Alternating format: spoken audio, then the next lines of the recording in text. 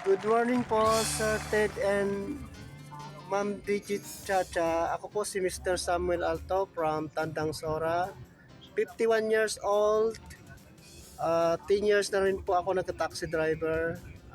Sana po mapili niyo po ako na maging contestant niyo para pandagdag po sa pang-enrollment ng aking dalawang college ngayong May. Sana po mapili niyo po ako para pandagdag ko sa enrollment ng aking anak na college. Oo. Maraming salamat po. Yun na nga po, nakatutok lang sa... Ayun na, nagpakita kahit konti ng mukha. Ayan si Kuya. O, ayan na, nagtanggal na ng mask. Oh, parang bida sa parang kasama sa Batang Quiapo Ngayong May. Oh. Thank you po. Maraming salamat. Yan, si Tatay Samuel Alto, taxi driver nga po ng 10 years na. At ang boundary po niya sa araw-araw mga kapatid ay 1,100 pesos. Kumikita po siya ng 500 to 800 pesos a day. Kausapin natin siya. Kuya Samuel, good morning. Good morning po. Good morning, Kuya. Nasa biyahe ka ngayon. Yes po, ma'am. Oo, nasang area ka mismo ngayon, Kuya? Anong Pasig, Raimundo po? Sa may Pasig, Pasig area? may pasahero ka ngayon? Wala po, kamaba lang po. Nag-drop off lang po ako sa Oo. Anong oras ka nagsimula bumiyahe, Kuya? Umalis po ako sa bahay po. Mag-aalas 7 na kasi madaling araw na po ako kagabi nakauwi.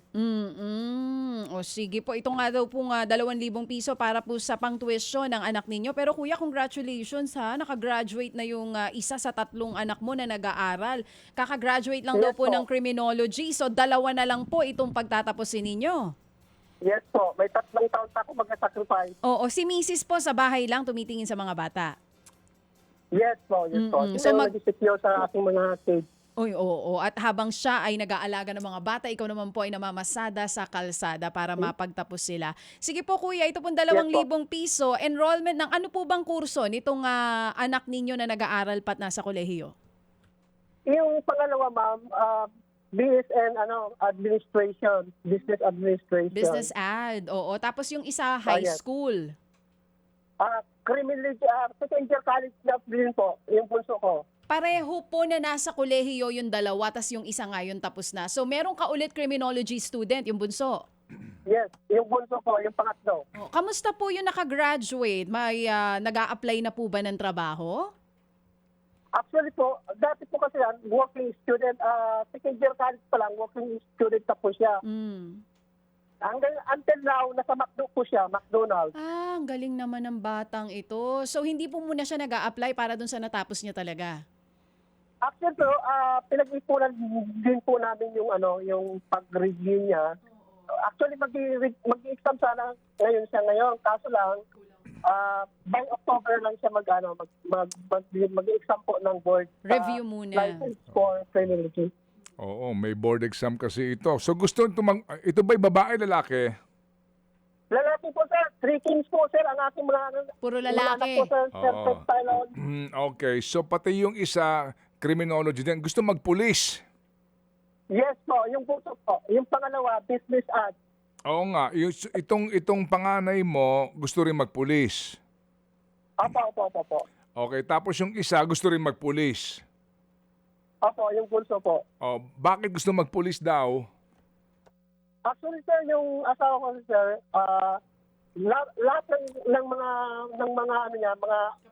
kapatid na lalaki, 5 lalaki, puro na sa uniform. Ayun. Galing, So kaya. naging idol. Tama. Oh, kasi nga, alam mo, Kaya nung maliliit pa po siya, pag-invite kami sa mga bahay ng mga bayaw ko, nakikita nila yung mga plaque o yung mga...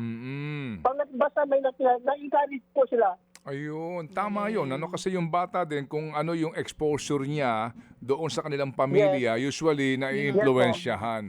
Ay mabuti naman. Opo. Okay, sige. So, saan ang inyong probinsya, Samuel? Sa Santo Domingo, Calabanga, Camarines Sur po, sir. Sir Ted Tylon. Camarines Sur. Sa Bicol kayo. Okay. Oo. Yes po. Itong misis mo, taga saan? Cagayan Valley po.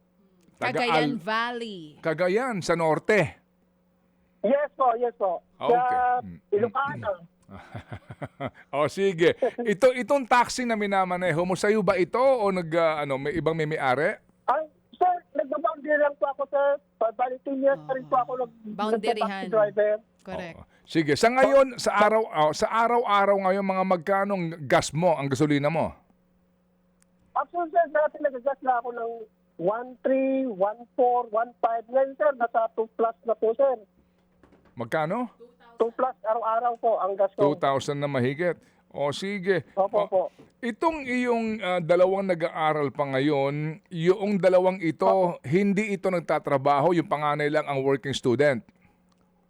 Yes, actually, sir, yung pangalawang anak, sir, dati nasa Jollibee siya.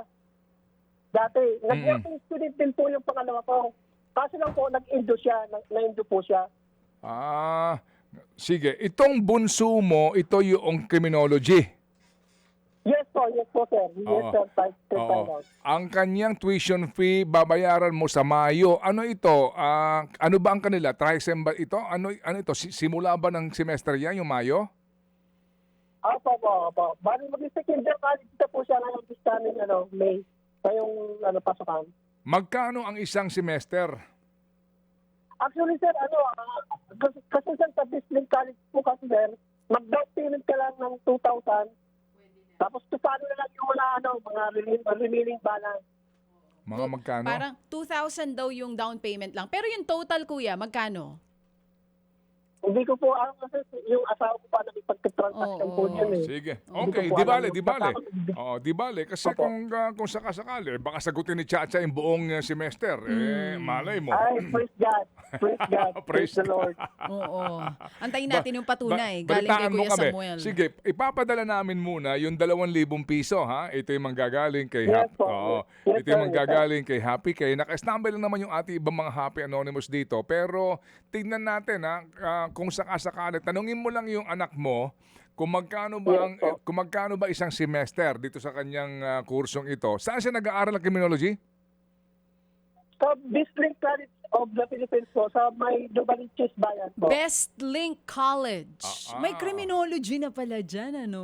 Oo. sige. Sige, kuya. Antabay kami, ha? Sige, so Samuel, Yes, po. pasalamat ka lang sa ating Happy Anonymous, pero higit sa lahat, kami ang dapat magpasalamat sa iyo. Una, dahil Maraming salamat po.